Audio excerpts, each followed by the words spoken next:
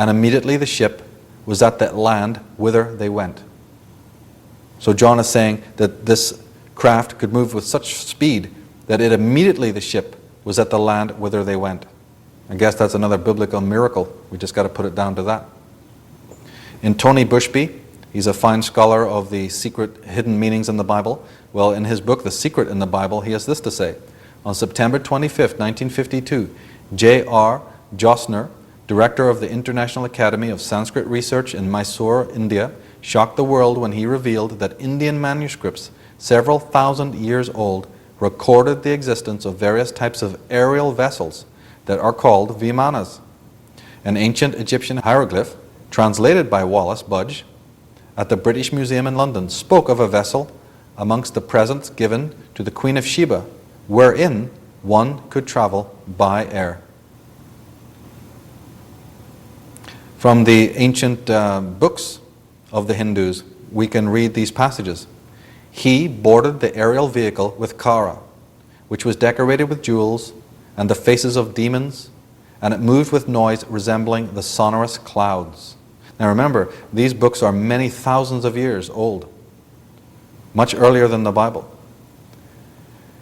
The passages go on. So Ravana and Maricha boarded the aerial vehicle resembling a palace, Vimana, from the hermitage. Then the demoness brought the Pushpaka aerial vehicle and placed Sita on it by bringing her from the Ashoka forest, and she was made to see the battlefield with Triata. This aerial vehicle, marked with swan, soared into the sky with a loud noise. The word Vimana is often translated as flying swan. The ancient Mahabharata speaks of a Vimana as an aerial chariot with sides of iron and clad with wings. The Ramayana, this is another famous Indian text, describes a Vimana as a double-decker, circular or cylindrical aircraft with portholes on a dome. It flew with the speed of the wind and gave forth a melodious sound. In the Mahavira of Bhavabhuti, this is an 8th century Jain text, speaking of earlier records, so the Jains, who are already of the 8th century, are referring to much earlier texts. It says, an aerial chariot, the Pushpaka, conveys many people to the capital of Adyodha. The sky is full of stupendous flying machines, dark as night, but picked out by lights with a yellowish glare. Then they say, now Vata's chariot's greatness, breaking goes it, and thunderous is its noise. To heaven it touches, makes light lurid, like a red fiery glare, and whirls dust upon the earth. Now what could these things possibly be talking about? From the Mahabharata again, direct translation. The airplane occupied by Salva was very mysterious. It was so extraordinary that sometimes many airplanes could appear to be in the sky, and sometimes there were apparently none. Sometimes the plane was visible and sometimes not visible, and the warriors of the Yadu dynasty were puzzled about the whereabouts of the peculiar airplane.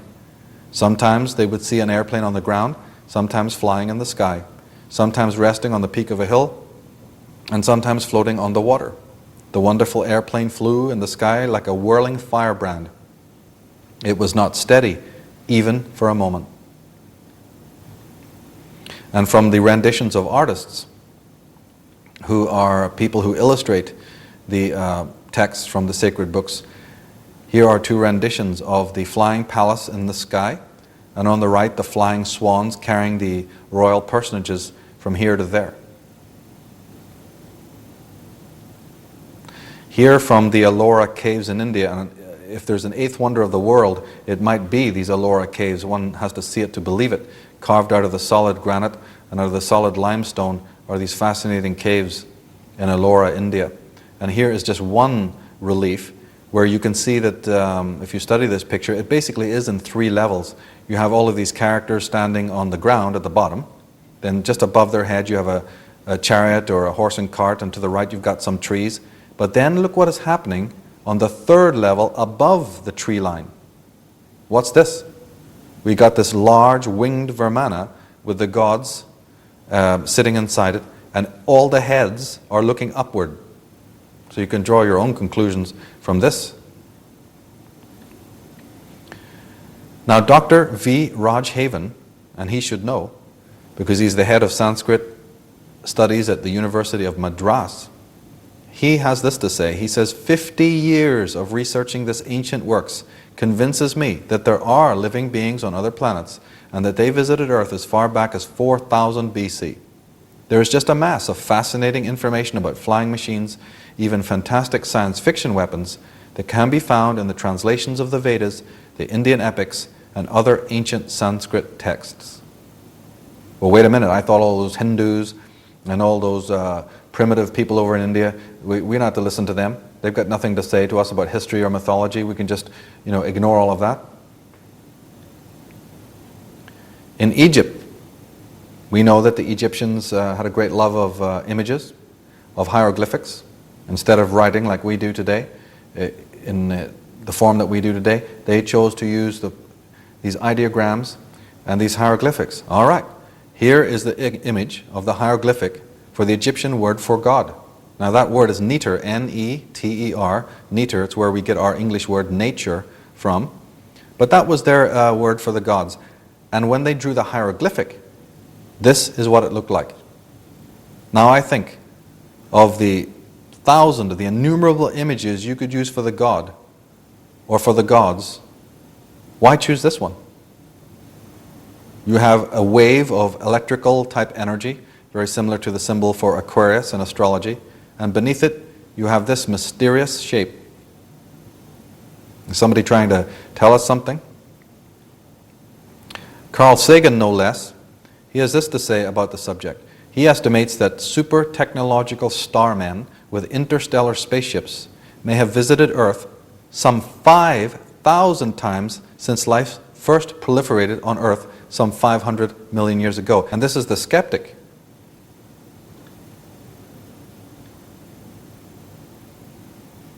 So mythology, history, abounds with information about the gods even having the access to not only powerful weapons and great psychic power, but that they even had the ability and command over the air.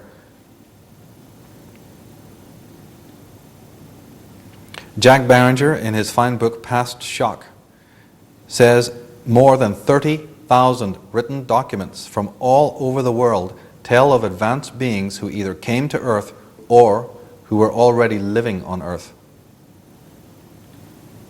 Well, the Bible seems to agree. Isaiah 13, they come from a far country, from the end of heaven, to destroy the whole land. Well, we might ask a couple of questions here. Who is they, and what is the end of heaven?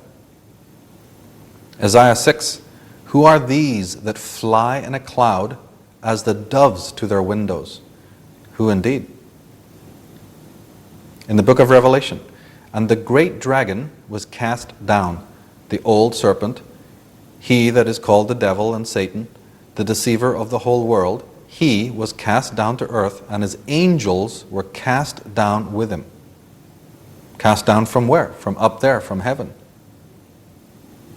John Milton, more poetically of course, in his Paradise Lost, he puts it this way: so numberless were those bad angels, okay, so now we got bad angels, hovering on the wing under the cope of hell. He's referring, of course, to the famous fall of Lucifer.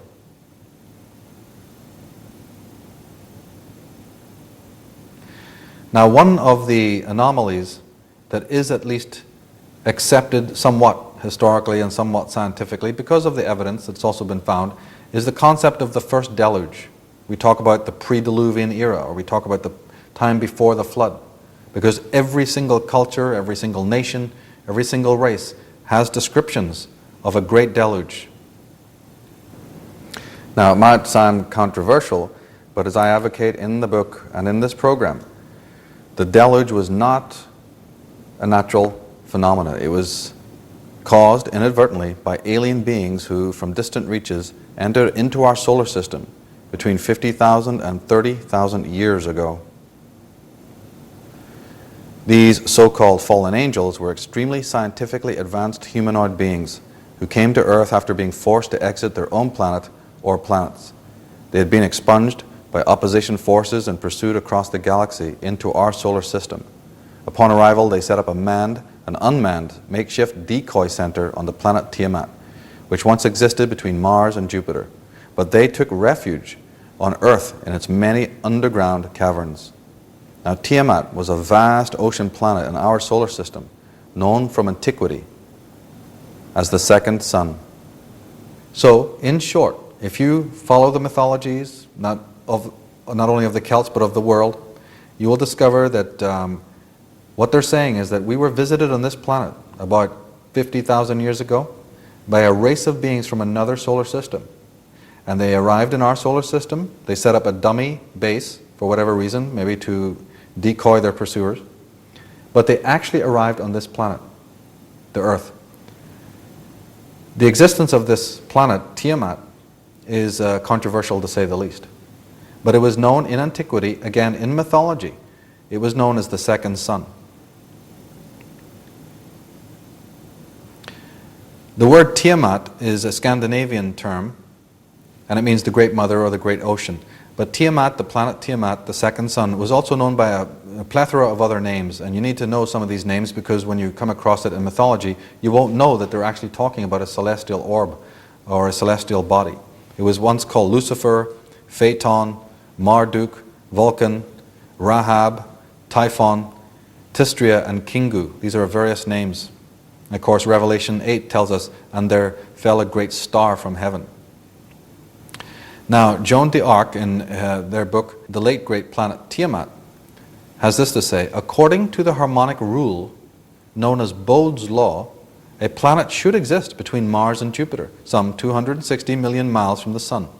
Beginning in 1801, tiny rock and metallic objects were discovered to be orbiting the Sun at about this distance. Since then, several 100,000 large asteroids have been catalogued. It had earlier become evident that much of the material of this missing planet had been pulled into the orbits of Earth, Mars, and Jupiter as either meteors or orbiting satellites. That's right, Bode's law postulates that there is a missing body out there and that the asteroid belt is its remains. Chuck Meisler, who's very much a scholar who's been delving a lot into these celestial happenings, in his book he says, these asteroids are not ordinary pieces of rock and clouds of dust that never quite coalesce to become a legitimate planet, because that's what we're being told by the cosmologists. He says, no, they're not. Another estimate is that the original planet that was up there may have been 15 times larger than the Earth. The rings of Saturn may have come into being because of these cosmic upheavals. Moreover, the added debris from Tiamat increased the weight of the Earth and slowed the rotation, adding 5¼ days to the year of 360 days. So when it finally blew up or disintegrated, that debris can be charted, and its effect on the other planets can also be measured. Allen and Dallaire, in their book Cataclysm, say, if we elevate the moon to planetary status, as the Sumerians appear to have done, then we have a total of 10 planets orbiting the Sun today. On this basis, one planet is currently still missing from the earlier Sumerian total. Could there really have been another planet known to the Sumerians and yet unknown to us, or lost since their day? Now, the fact that it was called the second sun implies that it was a very radiant orb, and this is not so far-fetched that there could have been a second sun in our atmosphere, or at least something that was very radiant, because Venus, the morning star, which is the second planet from the Sun, is the third brightest object in the sky, so much so that it casts a distinct shadow on a moonless night. Now, it's probably likely that Tiamat, of course, was not a sun per se. It's more likely that the rays of the actual sun, when it was shining on the atmosphere of the planet Tiamat, and if Tiamat was also a watery planet, an ocean planet, perhaps it was the resplendence of the atmosphere of Tiamat that appeared to be, from Earth's vantage point at least, it was so bright that it was called by our ancestors a sun and thought of as being a sun. From the old Middle East book, the Enuma Elish, there's a passage that says, go and cut off Tiamat's life and let the winds convey her blood to the secret places. Tiamat reincarnated, that word, that image, that motif, reincarnated as a great primeval monster, a female hybrid similar to the Medusa that the heroes had to go and destroy. But behind that story, behind those mythologies, is again mention of more celestial happenings. Go and cut off Tiamat's life, and let her winds convey her blood to the secret places. This is actually a reference to the destruction of that planet. Again, Commons Beaumont, the great catastrophist and scholar from England, he says it permanently affected the world's climate. The destruction of Tiamat permanently affected the world's climate towards greater extremes of cold and damp, lengthened the solar year by enlarging the world's orbit. It shaped world history by compelling the flight of survivors to other less inhospitable climes, and led in considerable degree to the dispersion of the Aryans. It inundated the British Isles for a period to a great extent except the higher lands. It was the drowning of Atlantis. The flood immortalized the collision of a fallen planet, later termed Satan. So he is referring to it as Satan.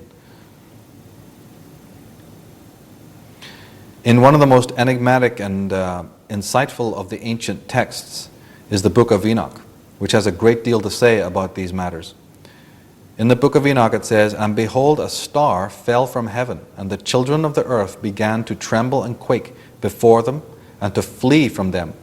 And again I saw how they began to gore each other, and to devour each other, and the earth began to cry aloud." This tumult in the heavens was causing havoc on earth. Now the cosmic upheavals, just like Beaumont was implying there, the cosmic upheavals that happen in the heavens above us were often stylized in myths as the conflicts between Rama and Ravana, let's say, or Horus and Set, or Ahura Mazda and Ahriman, if you are from the Persian persuasion, or Arthur and Mordred, or St. George and his dragon, you see, and Christ and Satan. A lot of these mythological adversarial conflicts are actually illustrations, motifs, portrayals of something that happened cosmically. This has now been accepted. Allen and Dallaire, in their book Cataclysm, say that giant electromagnetic storms, lightning, earthquakes, volcanic eruptions, stupendous hurricanes, abruptly displaced bodies of water, celestial bombardment, rains of astonishing volume, and a mighty flood are all quick-acting violent events. There's that key term, quick-acting. These are individuals who are now putting aside this idea of slow, gradual, gradations of change over vast areas of time. Now, these two characters who've written this book, Cataclysm, and who wrote the book When the Earth Nearly Died, who are these individuals? Well, D.S. Allen is Cambridge University science historian specializing in paleography. His colleague, J.B. Dallaire, is Oxford University geologist, anthropologist, and museum creator of geology at the University of Southampton. These characters come out with a book, When the Earth Nearly Died, and their other one, Cataclysm, in the 90s. And the science is in to prove that the uniformitarian theories are just not sustainable, and that Darwinian theories are not sustainable. But how come we have not heard universal debate about these works? These are the top specialists in their field. And yet we go to high school, we turn on the television, we read in the journals and the magazines and the newspapers the same old regurgitated Royal Academy, Royal Society information, as if nothing has ever changed. In the Book of Enoch, it says, "And in those days Noah saw the earth that it had sunk low, and its destruction was nigh. And he arose from thence and went to the end of the earth." Of course, I had questioned how did he manage to do that. Anyway, it says, "He went to the end of the earth and cried aloud to his grandfather Enoch. And Noah said bitterly 3 times, Hear me, hear me, hear me. And I, Enoch, said unto him, Tell me what it is that is falling upon the earth, that it is in such evil plight and shaken."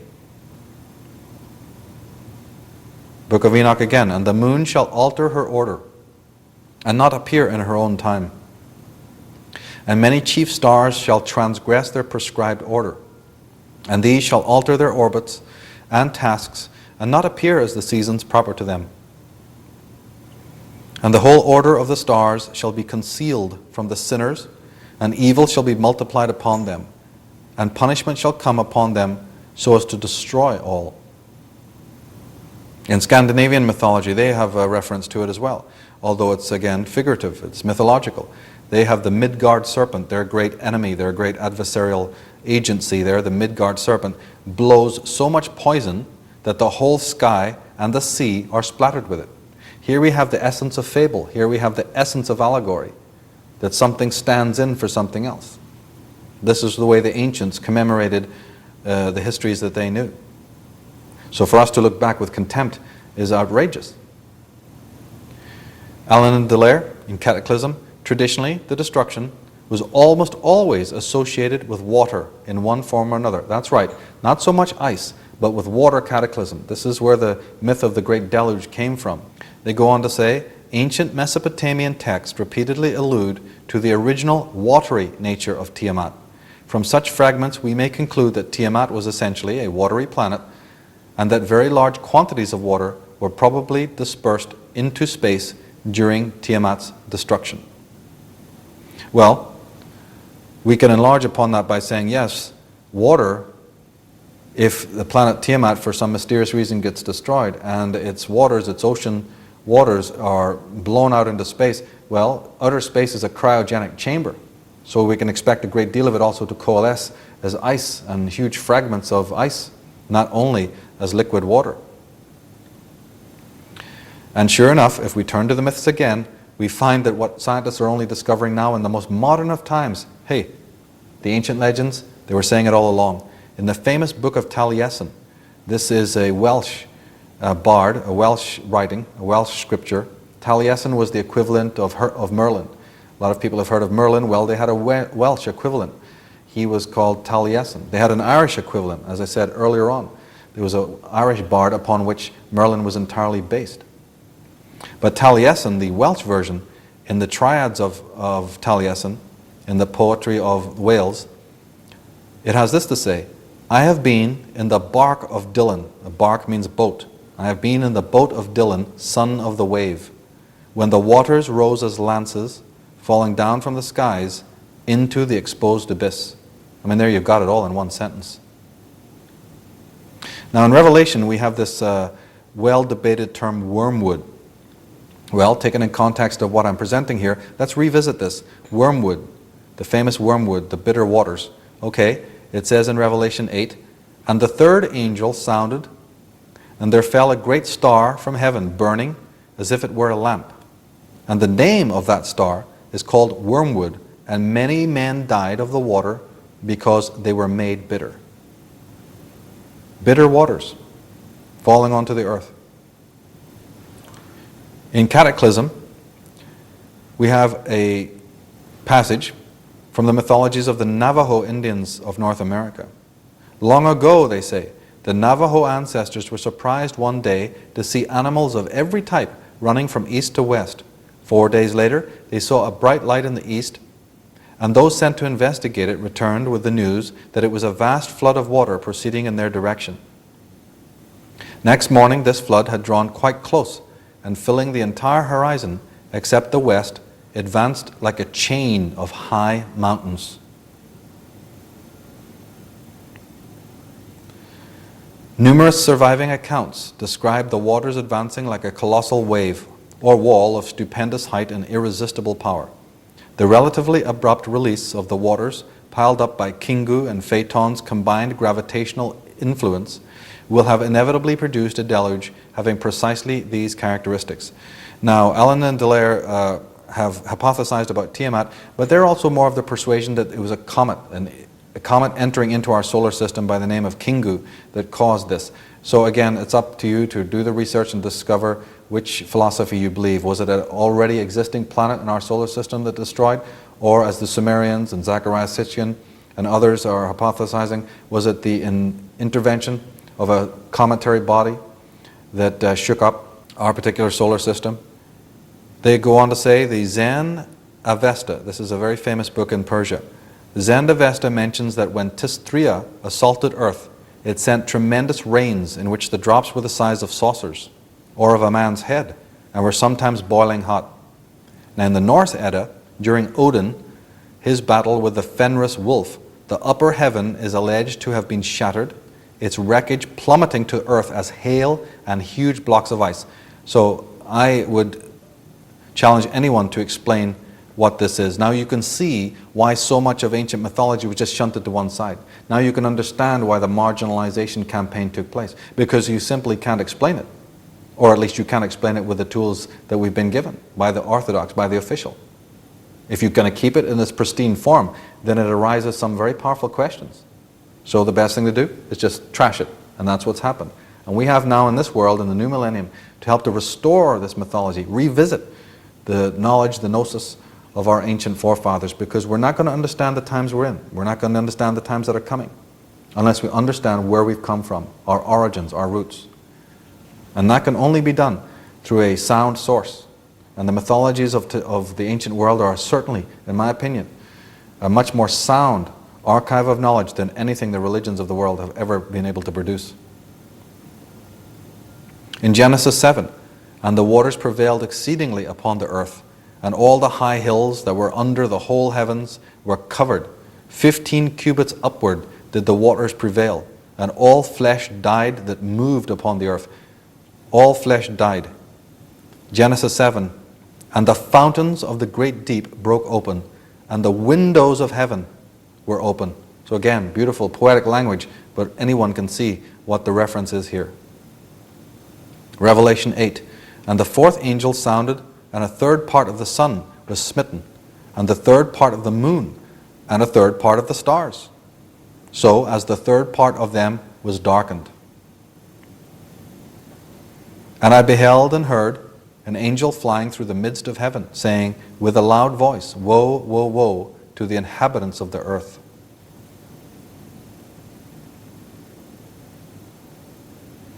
Allen and Delaire. The gigantic worldwide tectonic disturbances of the late Pleistocene times occurred almost simultaneously on a near unimaginable scale, precisely what could be expected from a powerful external influence, but not from the Ice Age conditions conventionally believed to have existed then.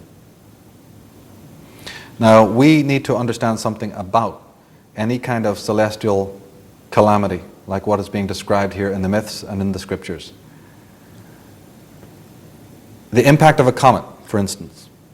One comet can weigh up to 200,000 megatons, its impact being the power of 30,000 hydrogen bombs. And there are over 100,000 of these in Georgia and Carolina alone in America. Moreover, comet trails stretch behind the nucleus for millions of miles and contain every known gas. So when we're talking about percussion here, when we're talking about Carolina and Georgia and the whole of the world being pockmarked with cometary impacts of this kind, we can start to get an idea of the calamity that these myths are describing. For instance, the asteroid known as El Tanan, which struck the Earth, they say, 2.15 million years ago, but of course now we know to be a little bit suspicious of scientific dates, but even if you go by what is being said here, it says that between 1 to 4 kilometers in diameter was the crater. Had the explosive power of 100 billion tons of TNT, the impact blew a column of water 5 kilometers high.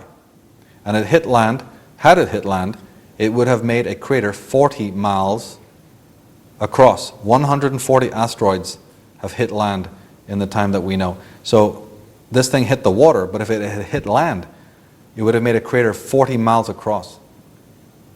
There's a giant crater in Antarctica, weighing in at around 13 billion tons and measuring 2.5 to 3.75 miles across. The meteorite smashed into the Earth approximately 700,000 years ago at a speed of 44,000 miles per hour. In 1992, an asteroid approached the Earth. It weighed about 20 million megatons. Its impact would be over 1,600,000 Hiroshima explosions. Now we can understand why the ancients say that the Grand Canyon is considered to have been caused in a single day. So when we get our minds around this kind of perspective, we can start to see that that's not as far-fetched. In Jim McCanney's interview in the Spectrum magazine of May 2003, he says this: "The magnetic field of the Earth is very much misunderstood. Most of it is caused by currents that flow around the Earth. It is not caused by some kind of magnet in our core.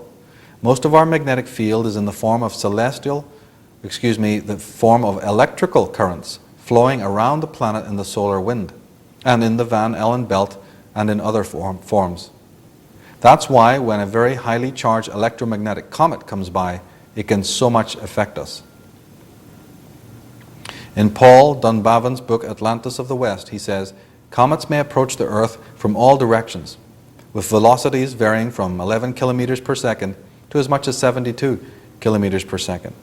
The magnitude of these velocities becomes apparent when one considers that the average velocity of a rifle bullet lies in the range of 15 to 30 kilometers per second.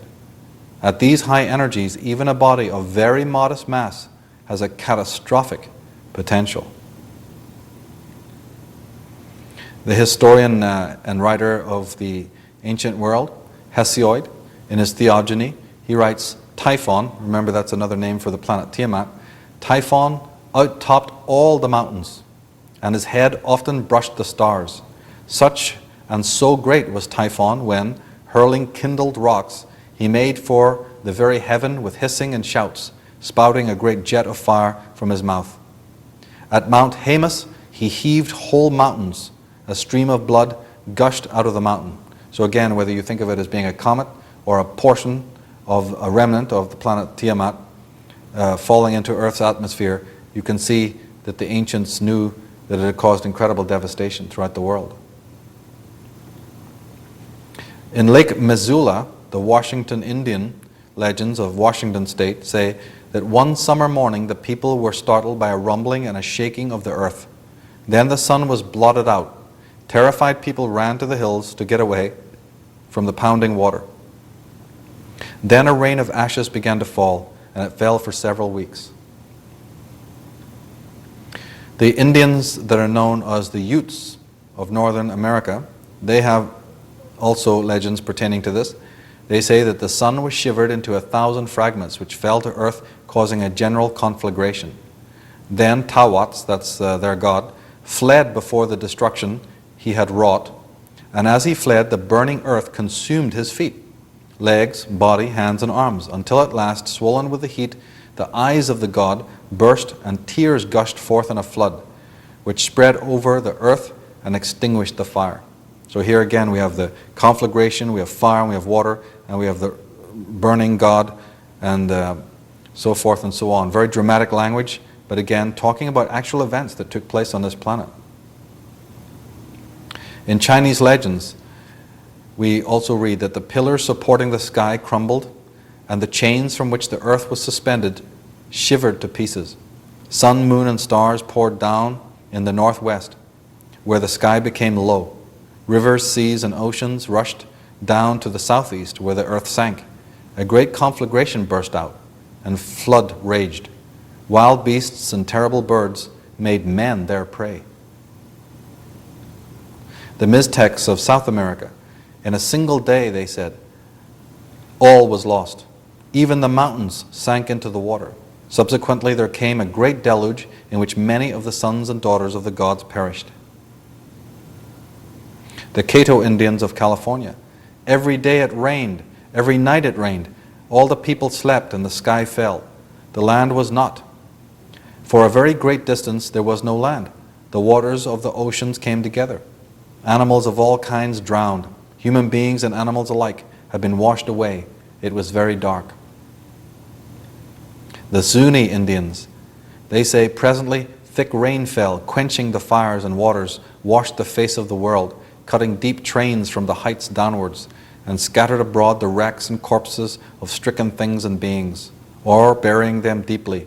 Lo, they are seen in the mountains to this day. The Hopi Indians, the earth was rent in great chasms, and the water covered everything except one narrow ridge of mud, and across this the serpent deity told all the people to travel. The serpent deity told all the people to travel.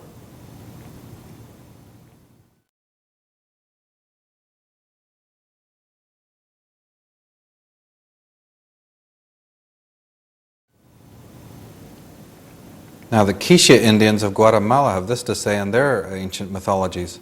The waters were agitated by the will of Huracan.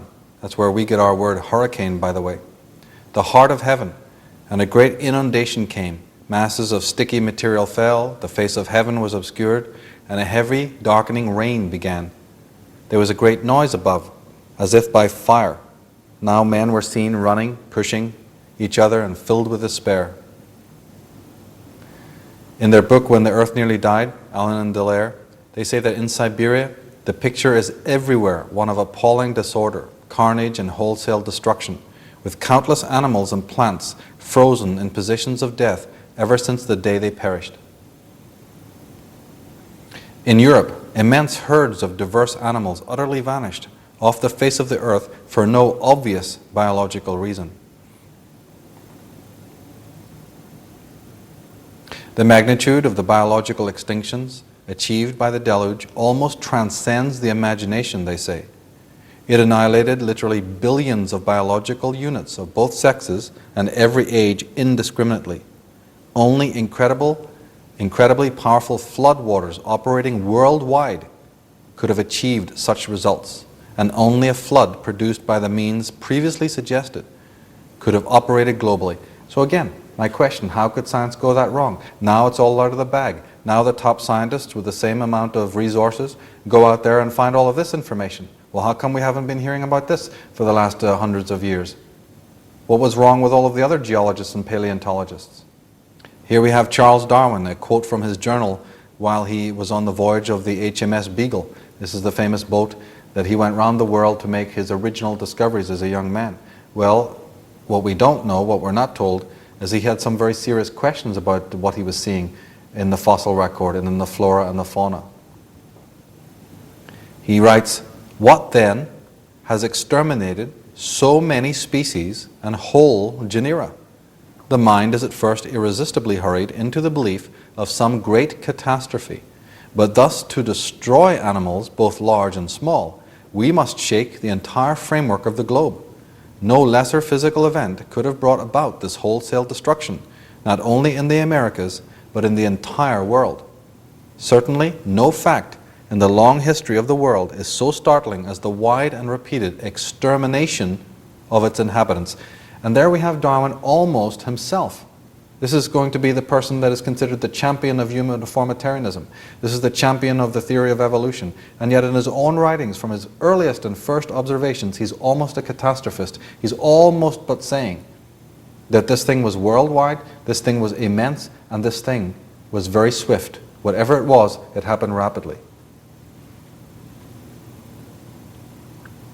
Henry Howarth, one of the great scholars, in his book The Mammoth and the Flood, from 1887, he writes, "The mammoth and its companions perished by some widespread catastrophe which operated over a wide area, and not through the slow process of the ordinary struggle for existence, not the result of gradual accumulation, but the result of one of nature's hecatombs on a grand and widespread scale, when a vast fauna perished simultaneously."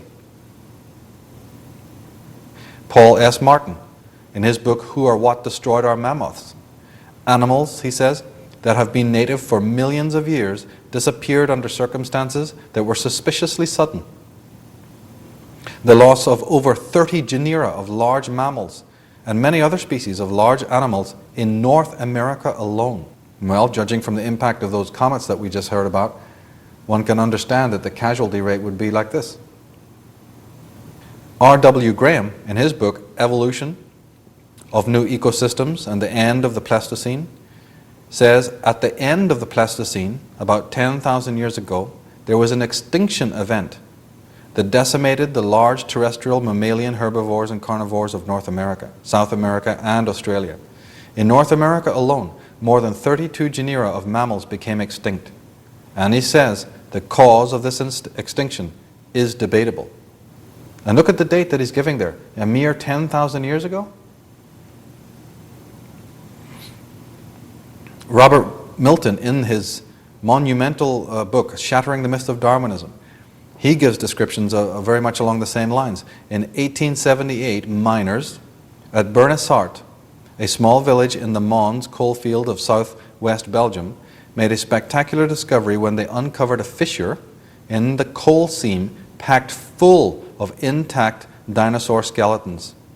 At a depth of 322 meters, 39 skeletons of the dinosaur iguanodon were recovered from a fissure 100 feet high, many of them complete.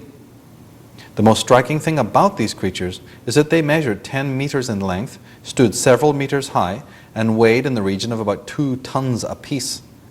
For their bodies to be rapidly buried would require rates of deposition thousands or even millions of times greater than the average 0.2 millimeters per year proposed by the uniformitarians.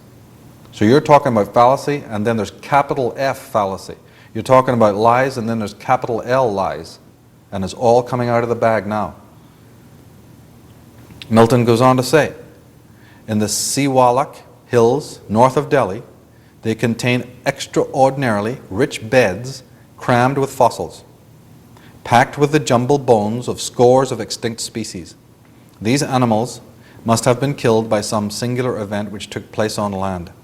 And whatever the nature of the event, it resulted not only in catastrophic extinction of many species, but also the formation of beds of sediment thousands of feet thick. Darwin, again, the number of intermediate varieties which have formerly existed on Earth must be truly enormous. Why then is not every geological formation and every stratum full of such intermediate links? Geology assuredly does not reveal any such finely graduated organic chain, and this perhaps is the most obvious and gravest objection which can be argued against my theory. So here's the proponent, so-called, of uniformitarianism, of evolution, of the origin of the species, having severe doubts. He's saying there's something seriously wrong in the record. Something seems to have disturbed the fossil record because there's no simple chart. There's no simple record in a nice orderly progression. Far from it, in fact. Professor Frank C. Hibben, this is the Department of Anthropology in the University of New Mexico, says, although the formation of the deposits of muck is not clear, there is ample evidence that at least portions of this material were deposited under catastrophic conditions. Mammal remains are for the most part dismembered and disarticulated. Twisted and torn trees are piled in splintered masses, and at least 4 considerable layers of volcanic ash may be traced in these deposits, although they are extremely warped and distorted. He goes on to say, one of the most interesting theories of the Pleistocene end is that which explains this ancient tragedy by worldwide earth-shaking volcanic eruptions of catastrophic violence. Interspersed in the muck depths, and sometimes through the very piles of bones and tusks themselves, are layers of volcanic ash. There is no doubt that coincidental with the end of the Pleistocene, animals, at least in Alaska, there were volcanic eruptions of tremendous proportions. Toxic clouds of gas from volcanic upheavals could well cause death on a gigantic scale. So wait a minute, I thought it was about ice action. I thought we had stuff about millennia-long ice ages. And now the top scholars in the field are talking about volcanoes and fire and rain and water from the heavens? That's right. According to the experts, Harvard University, Dr. Donald Menzel is saying, wait a minute, it is not heat that causes ice action. If there was ice action in this world, it is not even caused by cold, but by heat. If solar variability causes the ice ages, I should prefer to believe that increased warmth brought them on, whereas diminution of heat caused them to stop. Well, now we're even on the reverse track of what we've been told for ages. Allen and Dallaire, they agree. So even if they existed, the huge ice sheets of the Pleistocene times need great heat for their formation, an element conceivably provided by many volcanoes erupting simultaneously. Such an event, if it actually occurred, must also have generated tremendous atmospheric pollution and hurricane-force winds. The frightful hurricanes were doubtless primary factors in the demise of so much insect and bird life, for what other agency, other than extremely violent winds, could have brought together in one place such dissimilar avian species? Those who've spent time to look into these theories of catastrophism know that all over the cliffs of Dover, the caves in England and Ireland and all throughout the world, their birds and insects and other flying mammals are found, their bones are just heaped, millions of tons of bones heaped on top of each other. Birds and fauna which do not normally coexist in the same region. How did they all end up lining the shores and beaches of the northern countries? In the North American legends and in the Persian legends, we read very much the same thing. In the Persian Zend Avesta, their holy book, it says that the sea boiled, and all the shores of the oceans boiled, and all of the middle of it boiled. The star Tisthria, say the legends, let a stream of fire flow towards earth, and filled our earth with its devouring heat. Great clouds appeared, say the Kashka tales of the Kashka people. Great clouds appeared, such a great heat came, and finally the water boiled. People jumped into the streams and lakes to cool themselves, and they died. And the North American Indian legends say it grew very hot. Many animals jumped into the water to save themselves, but the waters began to boil. And of course, the rapid cooling of this immense heat, once it is hot, then the rapid cooling of that, the side effect of that, can be that ice is then caused. Allen and Delaire are convinced of this fact. They're claiming that it's an age of water that we should be looking at, not ice. The deposits, the drift, the striations, the polishing, the fluting, the gouging, the scourging, the scouring, and the organic eradications were caused not by ice but by water. You see, there's often the geologists will say that, look, all you have to do is look at the rocks. All you have to look at as these erratic boulders. And all you have to do is look at the surface of the topography and the striations on them, the grooves and the scouring. That must, of course, been composed and created by ice, just like the great moraines are, just like the great river valleys and so forth. But these individuals are saying, no, water can cause this also.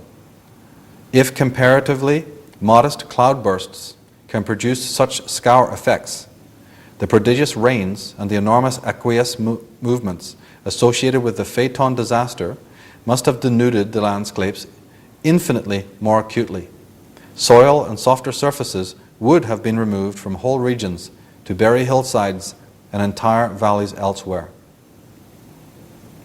The ice action which has been recorded was the effect of the deluge and the superheating of the atmosphere from electromagnetic storms, earthquakes, and global volcanic eruptions. All of this was caused by the superheating and not by ice action. No satisfactory theory, they say, has yet been proposed which actually explains what caused the ice age in the first place. There appear to be no terrestrial conditions as we know them capable of producing the heat necessary to evaporate vast quantities of water to form the continental-sized ice sheets. So they're saying, where did this heat come from? The demise of mammoths and other animals was not caused by the onset of glacial conditions, as many authorities would have us believe. For the evidence shows that they were, in most cases, already dead before they were frozen. Therefore, instead of a slow, gradual freeze and building up of glacial conditions over a prolonged period, as is generally proposed, refrigeration was remarkably sudden and unrelenting. This was another of Phaeton's legacies. So here you have these individuals from Oxford and Cambridge not only refuting the ice action and the whole concept of official ice age theory, but you have them linking it, and this is most important, linking it to celestial events, the destructions of stars or the coming in of comets, the intervention of celestial bodies. And Commons Beaumont, who was speculating on this much earlier than any of these individuals, he says, what? No ice age which came and went, spreading over hundreds of thousands of years, as all good geologists proclaim? No smothering ice sheets which enveloped the British Isles and much of the northern parts of the continent, changed the climate to Arctic conditions? No, nothing of the sort. There was, admittedly, a tremendous convulsion of nature, which had the most direful effect on the inhabitants of Scandinavia, the British Isles, and those in northern Asia. It resulted in giving us, it is true, bitter cold, tremendous floods, and cruel dampness. That it affected the climate of the north, in the north, adversely and permanently, cannot be denied. And it did other things as well. but no ice age. It was an event, he said, sudden, rapid, devastating, and appalling in its magnitude, its destructiveness. It was a celestial impact of an immense cometary body. It rained or disturbed rocks, stones, boulder clay, till, gravel, sand, and other materia over great areas, utterly obliterating certain parts, elevating others, and entirely missing some regions. It created islands, drowned others, caused immense tidal waves, which swallowed up coastal lands, consumed huge spaces with electric waves, set up volcanoes and swept away cities and largely populated districts, almost in a flash. Commons Beaumont, as I said, along with Immanuel Velikovsky, was one of the most lambasted and marginalized of all researchers in any field at any time. The collective and unavoidable messages of these and other innumerable details is that at some stage colossal masses of water played a very important, although not the only, role in affecting these changes. This again suggests that the many surviving accounts of a worldwide deluge long ago may yet be found to rest upon a substratum now dimly remembered fact. In fact, all you really have to do is look at the etymology of the words for the sun and the moon to corroborate what we are proclaiming here. The word sun, which comes from the Latin sol, is a phoneme that we find in the word soul, solo, solitary, and other words like that. Because the word sol actually means alone or solitary. Well, the original word for the moon, luna, also is a derivation of the word alone. Luna, the lone one. Why are they called the alone ones? Because they understood, the ancients understood, that they are alone now. Because they had a cousin, they had a twin, the second son. And the second son is no longer there. So from that time onwards, in order to commemorate this celestial cataclysm, the sun and the moon were called the alone ones. That's their title, that's their name. In fact, the very words we use today to signify travesty also commemorate exactly what we are talking about. The word disaster comes from the two words dis, which means to be without or to be with loss, and aster is the word for star, no star. Disaster literally means no star. And the word catastrophe also means kata, to break down or to destroy, and strophe, which was star. So the destruction or the breaking up of a star. We use these same terms today to denote when something horrible, calamity has happened to us.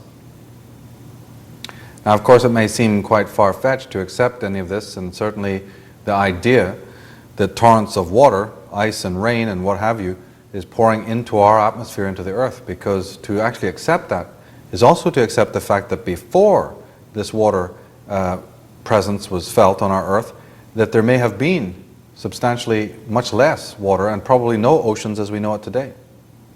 That's a pretty far-fetched concept, is it not? But yet, that's what the ancient mythologies are telling us, that before the waters came down from the heavens, our earth was, relatively speaking, without a lot of water. There's a concept known to geologists as Pangaea. This concept is that the fact that Europe and Africa were originally coterminous with North and South America. That means all the land masses made a supercontinent called Pangaea, the whole earth. At this time, one could travel anywhere on earth without hindrance, and there was global interaction and commerce. Due to these catastrophes and earth changes, the biospheric radiation, pressure, magnetism, and water content of the atmosphere was dramatically affected. This in turn affected the biology of earth inhabitants, who suffered greatly shorter lifespans and the reduction of their resistance to disease and environmental changes. Well, that can be understood. Vast changes to the flora and the fauna, upheavals on the earth, not to mention the emotional disturbance, psychological trauma that must have caused. In the Holocene period, what is known as the post-diluvian, that means the period after all of this upheaval, we have from the Babylonian Atrahasis scripture, we read, "The womb of the earth did not bear, vegetation did not sprout, the broad plain was choked with salt. For 1 year they ate couch grass. The third year came, their features were altered by hunger. In the Bundahish, it says, poison and venom of the noxious creatures were all mixed up with the water, and the waters became quite salt. In Latin philosophy, we have ver perpetuum, the perpetual spring. Various remarkable and often quite unbelievable characteristics were attributed to it, such as it being a place the human inhabitants are in the prime of life, with no aging or senility. This is in Fry's book, The Great Code. Allen and Dallaire say that the Roman writer Ovid stated that during the reign of the legendary king Cronus, springtime was perennial. Virtually every commentator of antiquity on this topic agreed that this lost age was a golden one, and the earth a veritable paradise. So there we have a significant break. The Ice Age break, which is known to scientists, but the mythologists are talking about something quite different.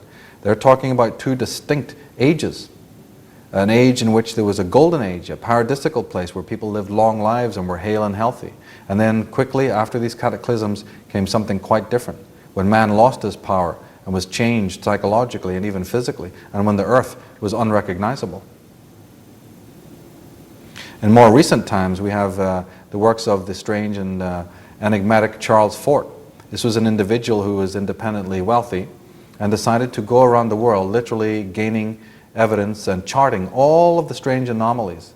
And in his works, he charted all of the different stories and records and tales and eyewitness accounts of phenomena that has fallen from the sky. And he charted ice and oil and frozen and even live fish, all of the different accounts from all over the world of debris falling from out of the sky. And as I said, even live fish. This has perplexed people for a long, long time. How come that village people would go out and see live fish flopping around outside, and even frogs that would fall right out of the clear blue sky in ancient times and even more recently? Well, we can understand that if there was a planet out there which was mostly oceans, saltwater oceans, it would also have life on it. So can we really conceive that the oceans of our world, they're not even of our world? All that salt water? In more recent time, scientists have even found live bacteria that doesn't originate on our planet. Bacteria that's inhabiting the ionosphere, that doesn't originate there. The fact of the matter is that the Van Allen belt, or the asteroid belt more correctly, when it approaches in orbit our trajectory, the orbit of our planet, when the two coincide or come very close together and the asteroid belt approaches the Roche field of our planet, some of that debris is still caught and it enters into our atmosphere and falls to the earth in this manner, as Charles Fort so wonderfully catalogued. Recent analysis of NASA images of large icy bodies entering and melting through friction in Earth's upper atmosphere not only contribute to our planet's water supply, but indicate, through weighing as much as 20 tons each, the source of fallen ice blocks from space. So here we are, 10 years ago, 5 years ago, 15, 20 years ago, scientists would utterly refute this, and yet here we are with the new NASA images. We've actually seen this taking place. Astronomers announced the discovery just outside Earth's present orbit of a circumsolar ring of asteroidal dust in resonant lock with our planet. The plane of the ring's orbit differs from the Earth, whereby the two intersect erratically and partially at that. The ring seems to be a likely source of much of the 10,000 tons of extraterrestrial trail dust thought to fall on Earth annually, and probably of a high percentage of the countless meteorites, not meteors that is, just meteorites, which also arrive every year. Now, I believe, in my researches into these ancient mythologies, that we do read about it, but we don't know that we do. I actually believe that our concept in religion and in art and in mythology and in folk tales, our concept of hell, our concept of the bottomless pit, of the underworld, of Avernus and Tartarus, and the inferno, the abyss of purgatory, and so forth. All of this is a racial memory, coming from the time when not there was a hell or a hollow earth, or some sort of bottomless pit, but that the earth itself was in tumult, and volcanoes were going off, and water was falling from the heavens, and everything was in upheaval, and the stinking corpses of bodies, putrefying bodies, and starvation, and emaciated corpses, and howling dogs and wolves.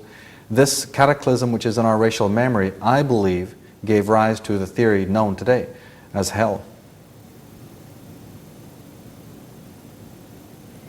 I mean, it's got all the ingredients. We've got torrential burning rains, furious magnetic storms, lightning and hail, volcanoes and earthquakes, foul fogs and steams, darkened skies, the earth's rotation slows or stops, there's clamor in the heavens, mangled vegetation, the howling and dying animals and the putrefying corpses, as I said, and the plague and decay. All of this, what would this contribute to? It would stay within, it would be burned in the imagination of the collective psyche. And also conversely, we'd have mythologies like the sacred mountain, because whatever mountains there were, they would be probably the only areas of refuge. So people would ascend the mountain, which is why all cultures hold the mountains sacred as a refuge. And they also hold horned animals as sacred, like they do in India with a sacred cow. But many other cultures hold the horned animals sacred. Well, they're the only animals that could accompany the human race into the high reaches of the peaks of these different mountains. So of course, humans in their traumatized state would have thought of these animals as being companions, and therefore even later, in later dates, they would have been worshipped and revered, and there would have been prohibitions against killing those animals that had given them food and given them clothing during the times of great upheaval.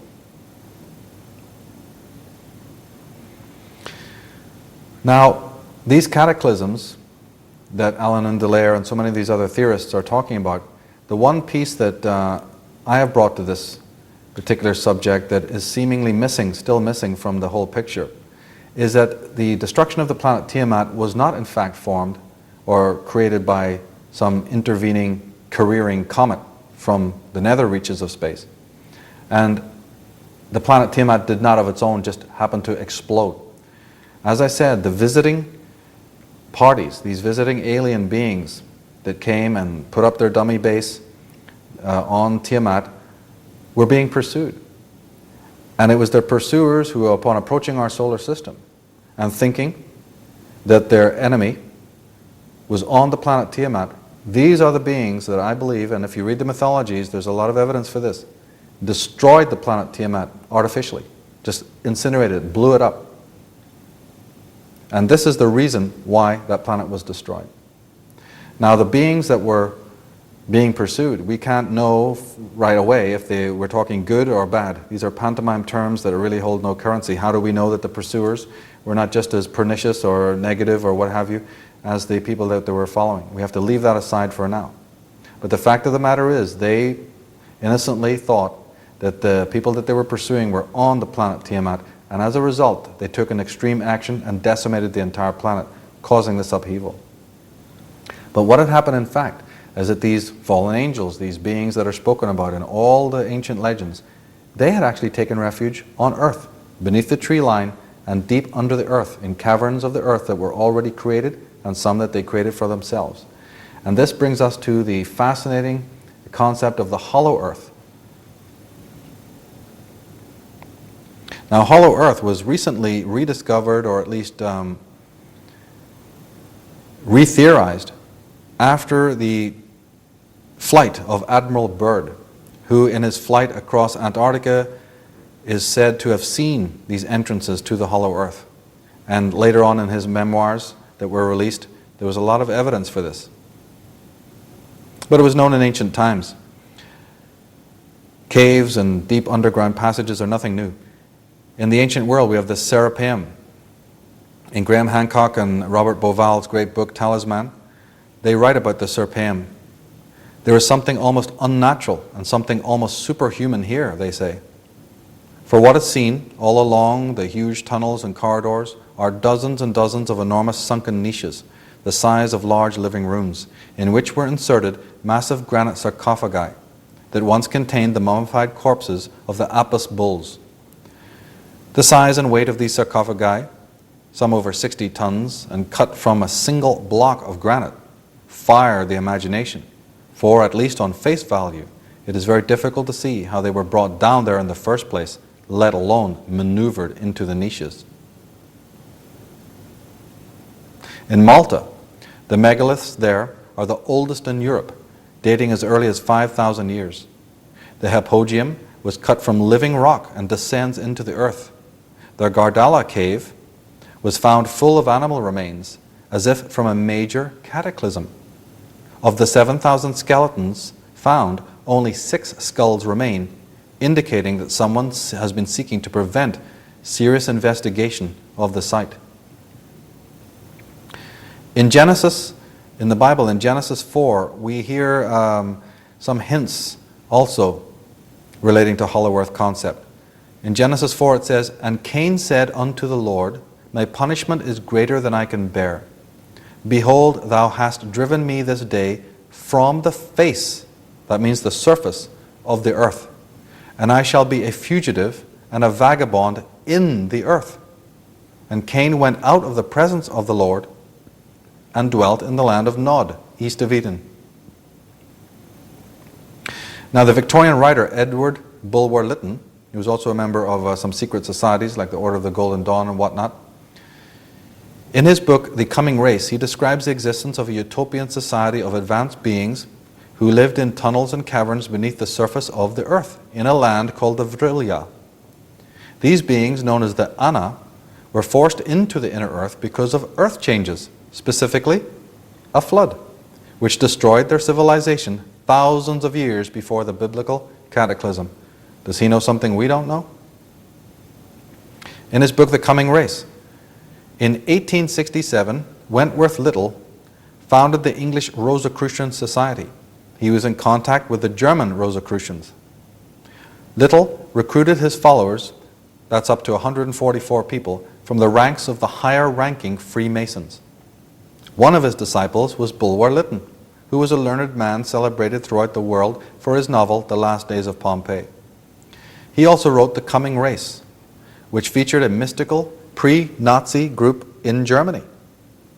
This Berlin group called itself the Luminous Lodge, or the Vril Society. Vril, like the Force, has enormous energy potential. They lived in caves and would emerge to reign over the surface world. In 1 Samuel 28, "And the king said unto her, Be not afraid, for what sawest thou? And the woman said unto Saul, I saw gods ascending out of the earth." In Aeschylus, he writes, "No craft they knew, with woven brick and jointed beam to pile the sunward porch, but in the dark earth burrowed and housed like sunless ants in sunless caves." In David Icke's book, Children of the Matrix, he refers to Cappadocia. 36 underground cities have been discovered in Cappadocia so far, and some are huge complexes going down 8 levels. The ventilation systems are so efficient that even 8 floors down, the air is still fresh. 30 vast underground cities and tunnel complexes have also been found near Derinkuwa in Turkey. Tony Bushby in his Secret of the Bible. Historical documents recorded that during the 20th century, staggering discoveries not spoken of today were made at Giza and Mount Sinai, and Egyptian rumors of the discovery of another underground city within a 28-mile radius of the Great Pyramid abound. The Apache Indians, they tell stories of tunnels between their land and the city of Tiahuanaco, and claim that their ancestors traveled for years by this route. The Indian chiefs also assured that the tunnels were carved out by rays that destroy the living rock, and that their creators were beings who live near the stars. The Hopi Indians speak of a plumed serpent god called Baho Linkinga, and an underground world called Sipapuni, where they say their tribe originated. So we're talking about the Hopi Indians actually saying that they originated from an underground precinct, underground worlds. And Warren Schufelt discovered the underground tunnels beneath Los Angeles, which the Hopi Indians had for centuries believed were inhabited. That's right. The whole of Los Angeles is networked with underground caves that stretch all the way down to Cusco and into Brazil. G.E. Kincaid in 1909 apparently discovered a massive underground city that was cut out into a wall of the Grand Canyon with a precision equaled only to that of the Great Pyramid. The highly advanced civilization that inhabited this subterranean city was of unknown origin. A Smithsonian Institution team discovered hundreds of rooms, some as small as the average living room and others as large as several hundred feet in length and breadth. It was estimated that the arena explored so far by the team could have comfortably housed 50,000 people. This is from John Rhodes, Human-Reptilian Connection. He's an expert in underground caverns and so forth. The Navajos, Coyoteros, Pueblos report, their only food was meat, for all kinds of game were closed up with them. Then the men and animals began to climb up from their caves, and their coming up required several days. The earth was at this time very small, and the light as scanty as it had been down below, for there was as yet no heaven, nor sun, nor moon, nor stars. In India, there is an ancient belief still held by some in a subterranean race of serpent people who dwell in the cities Patala and Bhogavati. According to the legend, they wage war on the kingdom of Agartha. The Nagas, according to the deep dwellers, are described as a very advanced race or species with a highly developed technology. They also harbor a disdain for human beings, who they are said to abduct, torture, interbreed, and even to eat. And one might want to notice the prevalence of hollow earth motifs in movies, not just of Hollywood, but of movies in general. We have a great deal of movies in this world that feature hollow earth, some of them very famous, and people watch them all the time and never think of it. And yet they're seeing constant reference to this, not just in science fiction movies, but in many others.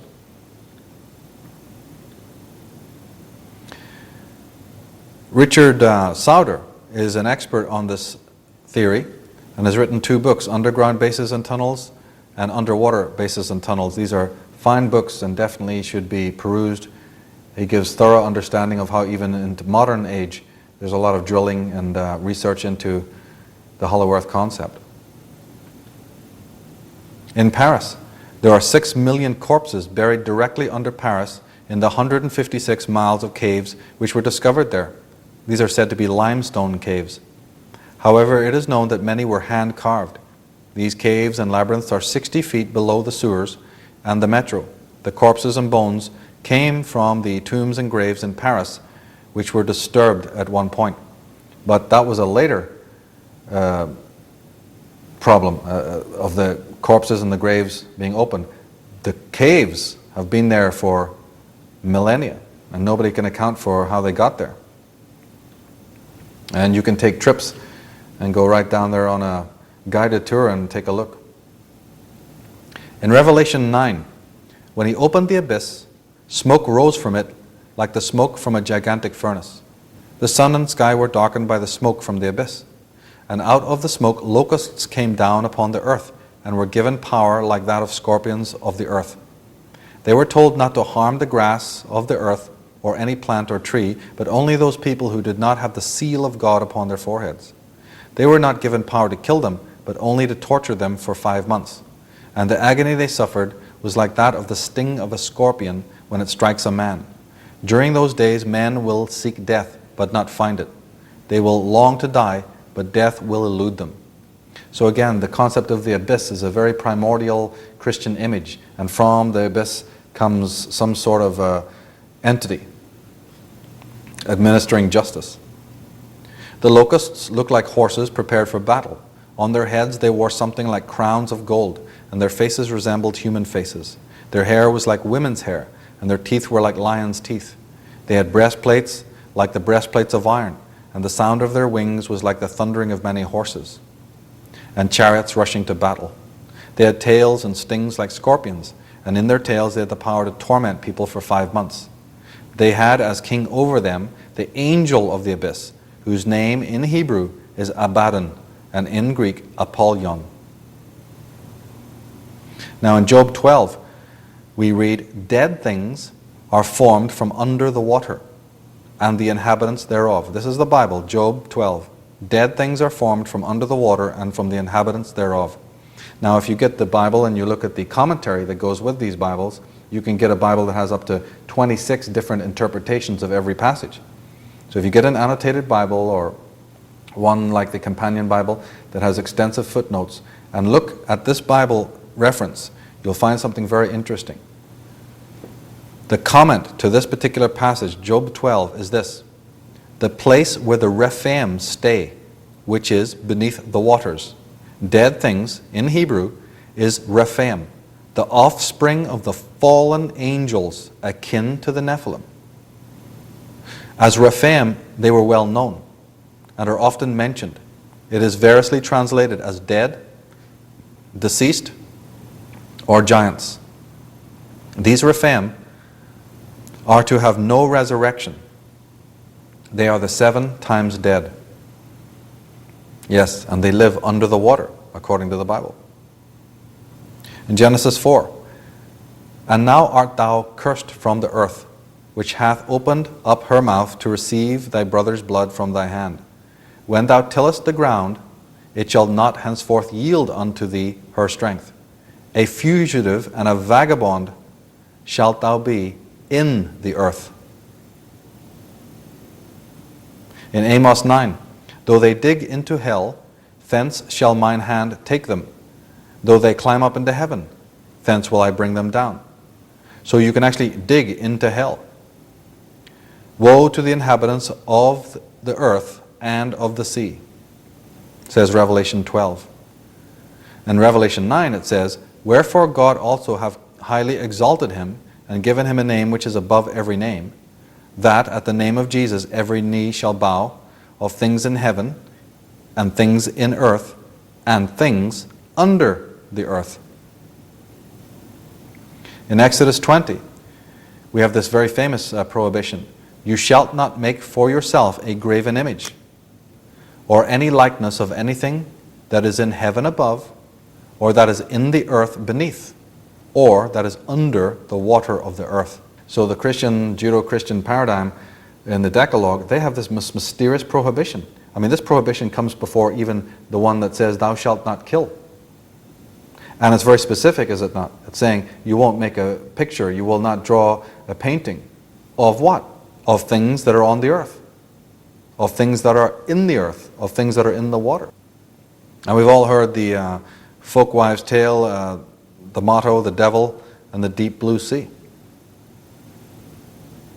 Now there are many books on this incredible subject. Etidorfa, which was written by John Uri Lloyd. He was of the Lloyd family of Detroit, I believe, a very wealthy person who had a great deal to say, Hollow Earth theory, because he said that he was actually down there. In Kentucky he was taken below. This is at the 1800s. American businessman and millionaire who's written a fantastic book called Etidorfa, which can still be found.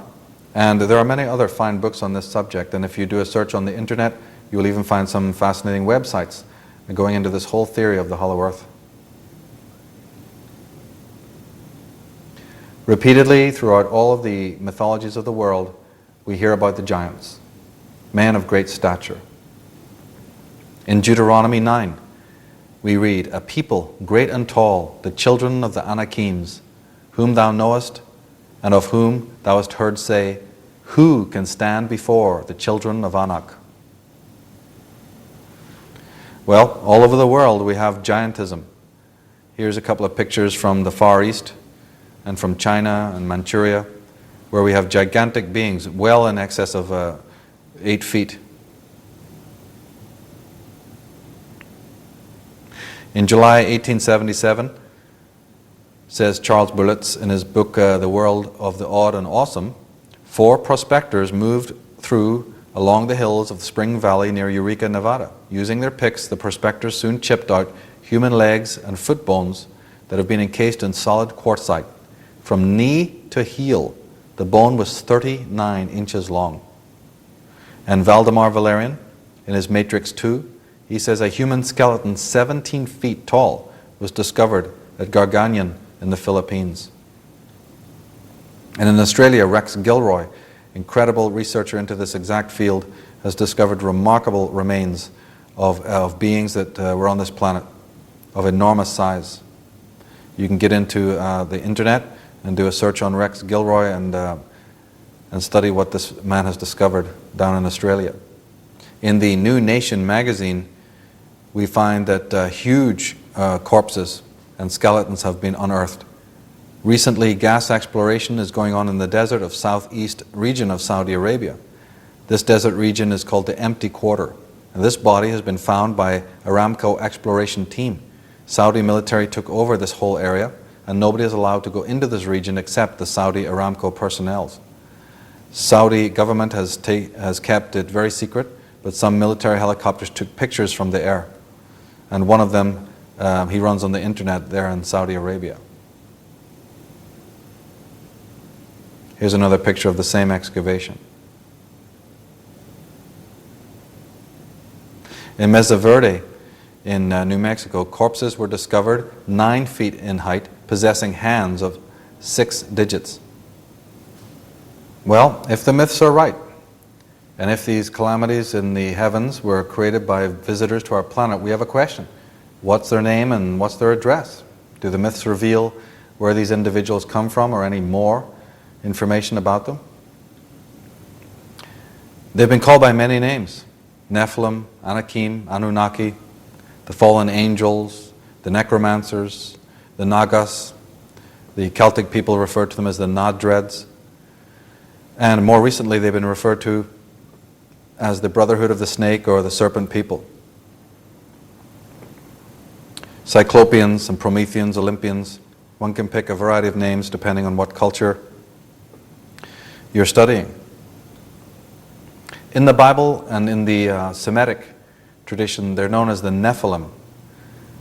A word translates as giants, from the root nafal, meaning fallen ones. Most modern translations or versions of the Bible have left this word untranslated.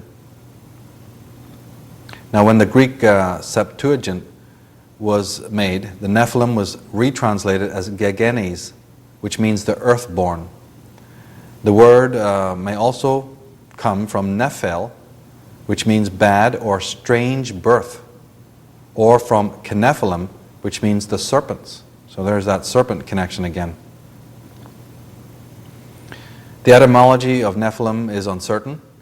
The following explanations have been advanced with mixed reception. First, it may derive from nifal, of the verb meaning to be extraordinary or extraordinary men. It may be derived from the verb ne nafal or napal, meaning fall or the fallen ones from heaven, i.e. supernatural beings, or could be also morally fallen men. The International Standard Bible Encyclopedia defines it as meaning unnaturally begotten men, or bastards, from nepel, abortion or miscarriage. So actually it doesn't sound very holy when you really get into the etymology of it all. But as I said, one of the terms that's been used by more modern writers like William Bramley and Mark Pinkham is the serpents of wisdom. And given the fact that the serpent is so prevalent on so many places of the world, I mean, the serpent image has appeared in sculptures and in wall reliefs and in paintings in lands where snakes never existed, like Ireland. So how did the people even know to paint a serpent or a snake? And if we look down through history, we see so much usage of the symbol of the serpent. Here in the Hindu Vedic tradition, there's an enormous reliance on the iconography and symbol of the serpent. In Mexico, it adorns the walls of the great temple structures. But here in the Grecian and Latin tradition, we often see hybrid creatures, or we see a human in a conflict situation with a serpent. This kind of entity is called Abraxas, who is the head of a cock, and the tails, the feet, is designed as a serpent motif. This is one of the gods of the ancient world, ancient Europe. Here we have a symbol of the baboon god, who I think is representing the human being, venerating the serpent god, who is, of course, the wise one. And the serpent god is offering the ape-like god or ape-like creature a globe of knowledge.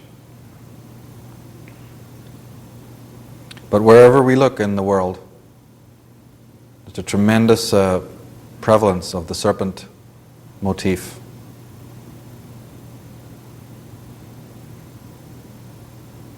Or the coiled serpent, or the intertwined serpents. These are images also on the bottom left there from the Picts of northern Scotland. They also made a lot of use of astronomical symbols.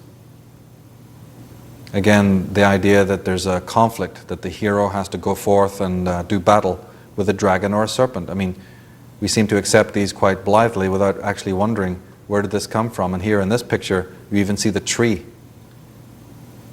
The perennial mythologies of the tree, the female, and the serpent, and the hero doing battle. Here it's more explicit. Here's Zeus with his thunderbolt literally doing battle with a serpent-shaped person. Part man, part serpent. Again, the same thing here. And here in a Roman bas-relief, you can see the same thing happening here of the god. And if you look on the right where it's an enlargement of this, you'll see that the man is depicted as having the feet of a serpent.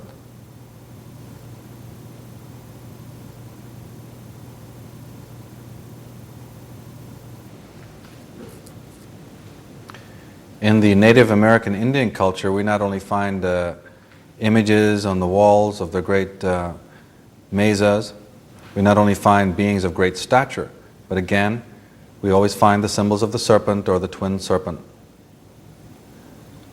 Native American Indian culture is, of course, replete with the serpent, and there's really been no satisfactory explanation of these images, of these strange beings, or of the serpents that are in close proximity. But sure enough, here they are. All over the Native American lands, especially of the higher, more advanced Native American Indian cultures, there's enormous emphasis on that. And as I said, the names of cherubim and seraphim actually represent, they actually come from the words flaming or fiery serpents.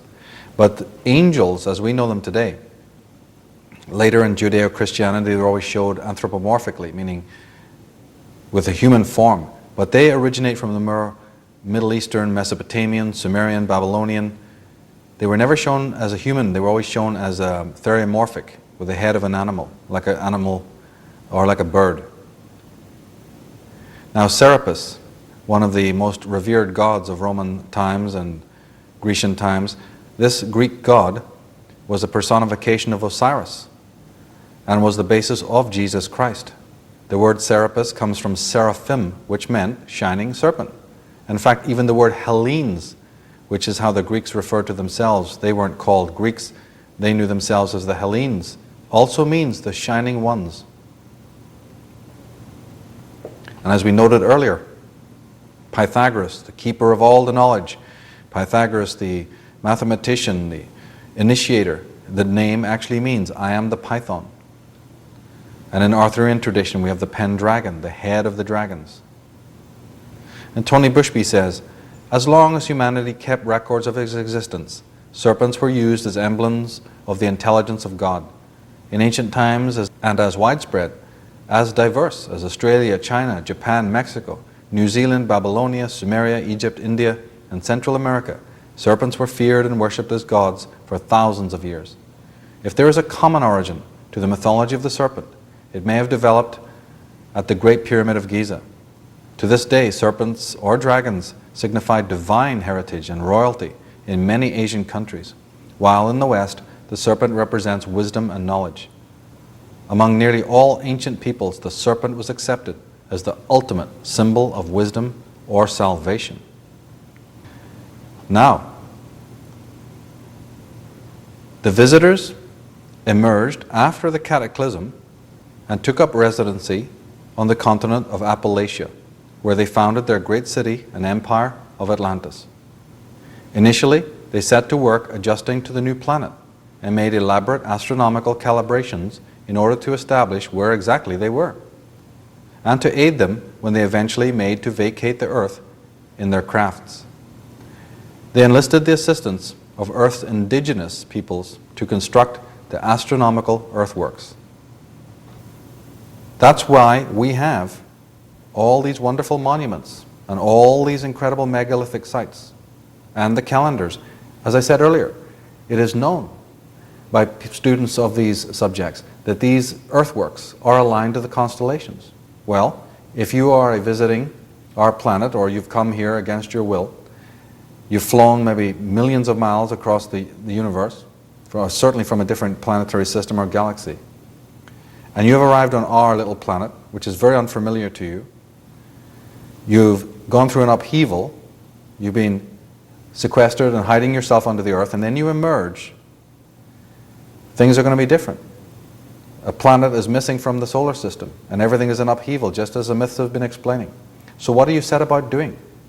You set about trying to calibrate and find out where you are on this planet, to re-navigate, to create up celestial coordinates. To do this, they enlisted the help of the indigenous people here and built what we now today know to be some of the fine land artifacts, these great temple ruins and structures that scattered are all over the planet. These were created so that they'd be aligned with the horizon. For these priest-like beings, these entities from another space, time or whatever, in order to calibrate the rising and setting of the constellations, the stars, and the luminaries.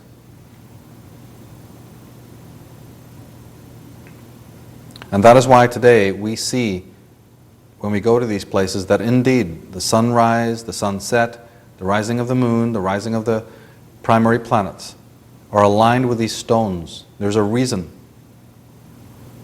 And in fact, the word Nephilim, one of its derivations, which is used in the Bible, is the term watcher. They translate it connotatively as the term watcher, which I believe was attributed to them because they were in fact astronomers who watched the skies. In Lenormand and Chevalier, in their Ancient History of the East, Volume 2, they talk about the gigantic men, the Adites. These Adites are remembered by the Arabians as a great and civilized race. They were depicted as men of gigantic stature. Their strength was equal to their size, and they easily moved great blocks of stone.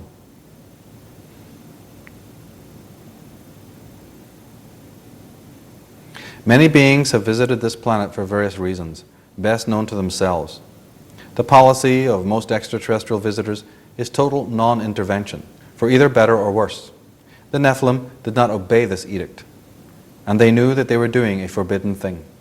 When asked for the rationale of why they may have interfered and not obeyed the edict of non-intervention, I think immediately of John Milton's Paradise Lost, the words of Satan himself, better to reign in hell than serve in heaven.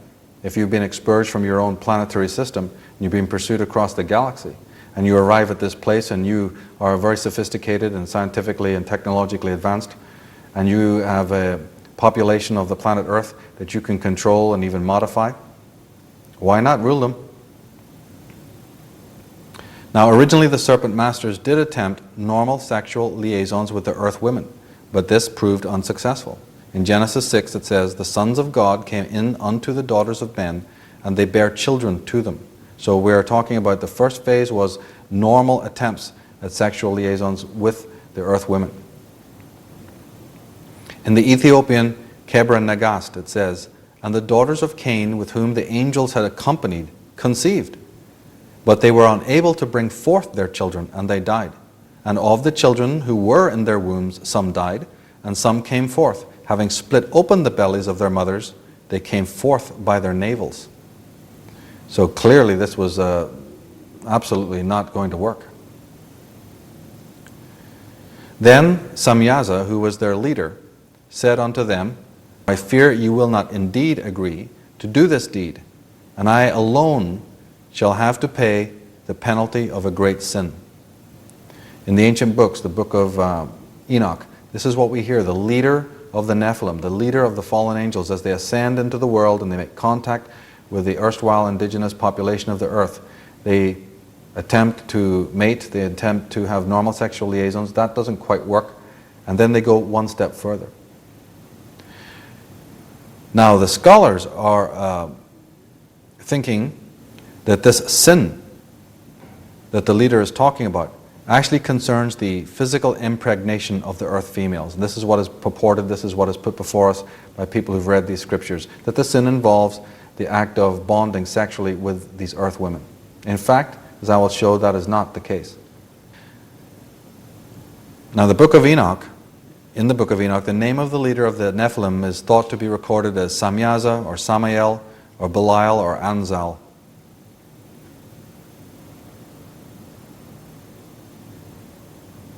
In Genesis 1 we read, "And God said, let us make man in our image, after our likeness." It's a very famous and oft-quoted passage from the Bible. But in fact, it says, if you go to the original Hebrew translation, it doesn't say, let us make man in our image. It says, and the God said, let us remake man in our image, after our likeness. And of course, there's that very controversial our. Well, I thought there was just one God. I thought the Israelites were monotheistic. So what's this our business? But more importantly, actually, for our purposes here, the term is actually to remake man, implying that man was already formed before the intervention. In 1 Corinthians, we see something of the same refrain. The first man, Adam, became a living being. The last man, the last Adam, a life-giving spirit. The spiritual did not come first, but the natural, and after that, the spiritual. The first man was of the dust of the earth, the second man from heaven. So this is like compounding the book of Genesis. This is an additional piece of information about Adam. There's two Adams. One is clearly spiritual and the other is terrestrial. We have God speaking to Adam and Eve in Genesis. Be fruitful and multiply and replenish the earth and subdue it. This is Genesis 1. Be fruitful and multiply and replenish the earth. Replenish the earth. Now, the secret of secrets is that to form man in our image refers not to normal mating procedure. It in fact involves a greater sin, and that sin was genetic hybridization. That was, of course, the splicing of the alien DNA with the human DNA, the cross-pollination, if you will, in ancient times. Now, the term that has been used in the Bible to speak of the creation, the Mark 1 creature that would be created as part alien DNA, part human DNA, is known loosely in the Bible as the firstborn. And one has to understand how the Bible works, how the language makes reference to these things. The firstborn. This is a reference to the sons of the serpent. Because if we are wanting to call the original visitors the sons of the serpent or the people of the serpent, then it might be accurate to call their first progeny, their first creation, the sons of the serpent. This is a hybrid race, also known in the Bible as the Elohim. So when in the Bible you come across the word Elohim, whether it's in the Torah, whether it's in the Hebrew translations, or whether it's the Old Testament Bible English translations, when you're coming across the word Elohim, just remember that it doesn't mean what you're being told.